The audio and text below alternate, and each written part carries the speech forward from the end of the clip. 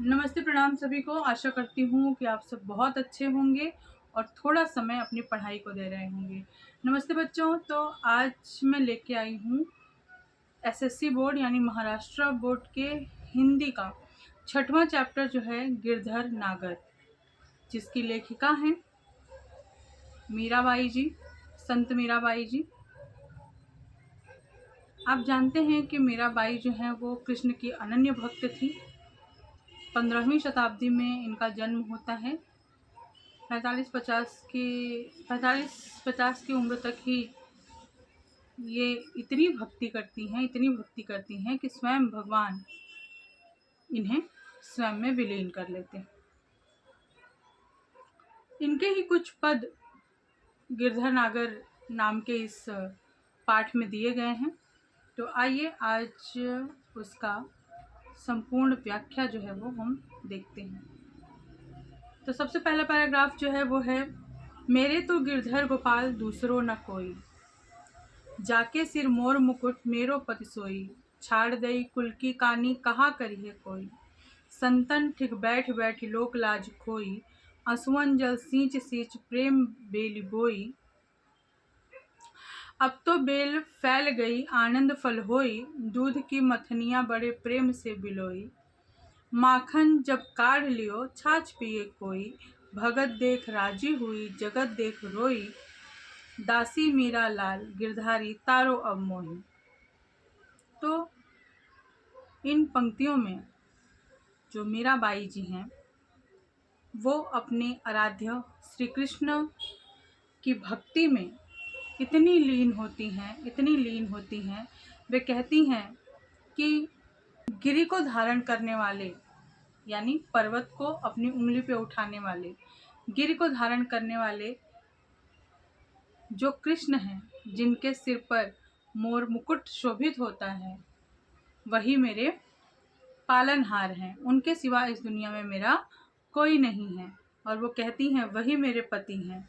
और उनके लिए ही उन्होंने क्या की है, अपने कुल की मर्यादा को छोड़ छाड़ कर संतों के संग बैठकर वे क्या करती हैं, भजन का गायन करती हैं।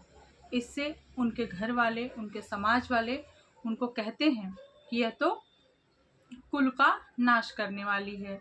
सारे लाज शर्म छोड़कर ये क्या कर रही है, संतों के संग बैठी है। फिर वो कहती हैं कि मैंने आपके प्रेम में आपको पाने के लिए दुनिया के सारे लोक लाज को छोड़ दिया है। और कहती हैं कि जिस तरह से हम एक पौधे को सींच कर उसकी सेवा करके तब उसके फल को प्राप्त करते हैं, है ना, कितने संघर्षों से, कितने कष्ट से, उसी प्रकार वे कहती हैं कि भगवान से उनका प्रेम जो है वो एक पौधे के समान है, जिसे उन्होंने अपने आंसुओं से सींचा है। और आज वो जो प्रेम उन्होंने लगाया था भगवान से, आज उसके फल देने का समय हो गया है। वे कहती हैं कि जिस तरह से दही को मथ कर उसमें से मक्खन को अलग कर लिया जाता है और शेष जो बचता है वो छाछ हो जाता है, बिना किसी तत्व के हो जाता है, तो वे कहती हैं कि उसी प्रकार से मैंने इस संसार में से कृष्ण भगवान से प्रेम को मक्खन की भांति निकाल लिया है। और जो ये संसार है वो छाछ के समान है, निस्सार है। निस्सार मतलब जिसका कोई अर्थ ना हो, यानी जब जिसका मन ईश्वर में रम जाता है उसको संसार जो है वो अर्थहीन दिखाई देता है। इसी बात को मीरा जी कहती हैं कि अब मैंने जो है भगवान के प्रेम रूपी मक्खन को इस संसार से निकाल लिया है और पूरा संसार जो है वो मुझे निस्सार यानी अर्थहीन नजर आता है। वे कहती हैं कि जब भी मैं भगवान के भक्तों की तरफ देखती हूँ तो मुझे बहुत आनंद होता है, बहुत खुशी होती है। लेकिन और जब भी मैं इस सांसारिकता में डूबे व्यक्तियों को देखती हूँ, इस संसार को देखती हूँ, तो मुझे बहुत दुख होता है। क्यों दुख होता है? क्योंकि संसार के लोग जो हैं वो मोह माया में इस तरह से खोए हैं कि उन्हें यह नहीं पता है कि जो हमारे इस धरती पे जन्म का जो सार है यानी ईश्वर, उन्हें ही वे भूल गए हैं। वे कहती हैं कि हे गिरधर लाल, मैं आपकी शरण में हूँ, मैं आपकी दासी हूँ और अब आप क्या करें, मुझे इस भवसागर से यानी इस संसार रूपी भवसागर से मेरा बेड़ा पार लगाएं। फिर अब दूसरा जो पैराग्राफ है वो शुरू होता है। दूसरे पैराग्राफ में वे कहती हैं,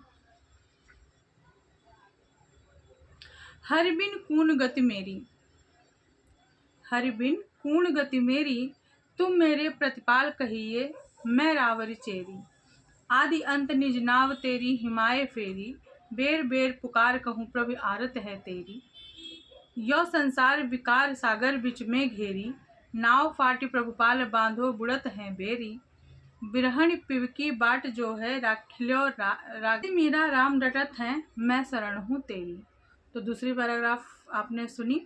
अब दूसरे पैराग्राफ में मीरा जी कहती हैं कि हे हरि, आपके बिना इस दुनिया में मेरा कोई ठिकाना नहीं है। वे कहती हैं कि इस दुनिया में मेरा कोई ठिकाना नहीं है, अर्थात आपके सिवा मेरा इस दुनिया में दूसरा कोई सहारा नहीं है। आप ही मेरा पालन करने वाले हैं, मेरा पालन पोषण करने वाले हैं, और आपकी मैं दासी हूँ। मैं दिन रात हर समय आपका ही इंतज़ार करती रहती हूँ, आपका ही नाम जपती रहती हूँ। मैं बार बार आपको पुकारती हूँ क्योंकि मुझे आपके दर्शनों की तीव्र लालसा है। तीव्र लालसा का मतलब मुझे बहुत जल्दी है आपके दर्शन की। और भी कहती हैं कि यह संसार जो है ना वो विभिन्न प्रकार के दोषों से यानी नाना प्रकार के दोषों से भरा हुआ है, विकारों से भरा है, जिसके बीच जो है वो मैं घिर गई हूँ। इस संसार रूपी सागर में मेरी नाव जो है वो डूब रही है। प्रभु आप जल्दी से आइए, मेरी नाव जो है वो टूट चुकी है। वो अपने जीवन को नाव के समान और इस संसार को समुद्र के समान बताती हैं और कहती हैं कि मेरी जो जीवन नैया है वो इस संसार रूपी सागर में फंस गई है और टूट भी गई है। जल्दी से आके इसका पाल बांधिए। पाल बांधने का मतलब होता है टूटे हुए नाव को रिपेयर करना, बनाना, उसे ठीक करना। आप समझ सकते हैं, अगर नाव कहीं से टूट गई है तो धीरे धीरे भरते भरते पानी नाव जो है वो पानी में डूब जाएगी। उसी तरह से वे कहती हैं कि मेरा जो जीवन है वो इस विकार रूपी समुद्र रूपी संसार में जो है वो डूबने जा रहा है। अब आप आकर मुझे बचा। वे कहती हैं कि हे प्रियतम, हे मेरे प्रिय, आपकी यह विरहिणी, विरहिणी का मतलब होता है किसी के इंतजार में दुखी महिला, किसी की प्रतीक्षा में, किसी की याद में रोती हुई दुखी महिला को हम विरहिणी कहते हैं। कहती हैं कि आपकी जो विरहिणी है ना वो लगातार आपकी राह देख रही है, आपके आगमन की प्रतीक्षा कर रही है, यानी कि आपके आने का इंतज़ार कर रही है। आपकी यह दासी मीरा सदा आपके नाम का स्मरण करती है और आपकी शरण में आई है। तो आशा करती हूँ कि आप सबको समझ में आ रहा होगा। चलिए अंतिम पैराग्राफ की तरफ चलते हैं। कविता आपकी किताब में है, आप अंतिम पैराग्राफ पढ़ लीजिए। फागुन के दिन 4 मनारे खेल होली। और इस वाले पैराग्राफ का मैं व्याख्या मैं इसकी करने जा रही हूँ कि वे कहती हैं कि हे मेरे मन, फागुन मास में होली खेलने का जो समय होता है वो बहुत ही अल्प होता है, बहुत थोड़ा सा होता है। आप जानते हैं फागुन नाम की एक मास है, एक महीना है जो कि जिसमें होली आती है, लेकिन उस पूरे महीने में होली खेलने का जो समय होता है वो 1 से 1.5 या 2 दिन का होता है सिर्फ। तो वे कहती हैं कि जिस तरह से फागुन मास में होली खेलने का समय जो है वो थोड़ा सा होता है, ठीक उसी तरह से जो मनुष्य है ना वो अस्थाई है। अस्थाई का क्या मतलब होता है, यानी वो जन्म जिसने लिया है उसे एक दिन इस दुनिया को छोड़ के जाना होता है। तो जितने दिन तक हम यहाँ हैं, यानी ऐसा नहीं है कि एक इंसान पैदा हुआ है तो वो कई वर्षों तक, कई 100 वर्षों तक जिएगा, नहीं, अस्थाई है। हमारा जीवन जो है धरती पर, जीवन अस्थाई है और वो कहती हैं कि जिस तरह से होली के त्योहार में उत्सव होते हैं, ढोल बाजे बजते हैं, नाच वगैरह के प्रोग्राम होते हैं, ठीक उसी तरह से अपने प्रिय के प्रेम में यानी भगवान कृष्ण के प्रेम में राधा को अनहद लय, ताल, स्वर, किसके, पखावज के, झांझ के, ढोलक के सारे धुन सुनाई देते हैं। ऐसा लगता है उनके प्रेम में, उनके मन में उत्सव चल रहा है। वे कहती हैं कि अपने प्रिय के साथ यानी अपने भगवान कृष्ण के साथ होली खेलने के लिए उन्होंने शील और संतोष का जो रंग है वो केसर की तरह घोला है। वो जो सील और संतोष का उन्होंने क्या किया है। शील का मतलब होता है हमारी शालीनता और संतोष का मतलब होता है सेटिस्फैक्शन। तो इन दोनों को उन्होंने रंग बनाया है जिससे वो अपने प्रिय के साथ होली खेलेंगी। और कहती है मेरा प्रिय जो है वो मेरे लिए पिचकारी है। और उस केसर के रंग का रंग जो है वो पूरे आकाश में फैला हुआ है, जिससे सारा आकाश जो है वो लाल लाल दिखाई दे रहा है। और वो कहती हैं कि अब मुझे लोक लज्जा का कोई डर नहीं है। इस दुनिया में मुझे क्या कोई कहता है, क्या नहीं कहता है, क्या लोक लाज होता है, क्या हया होती है, उन सब से मुझे कोई भी मतलब नहीं है, कोई डर नहीं है। इसलिए मैंने अपने हृदय का, अपने मन का जो द्वार है वो खोल रखा है।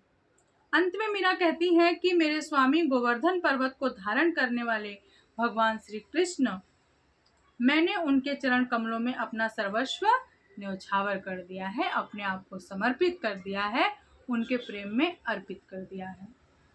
तो बच्चों, ये था गिरधर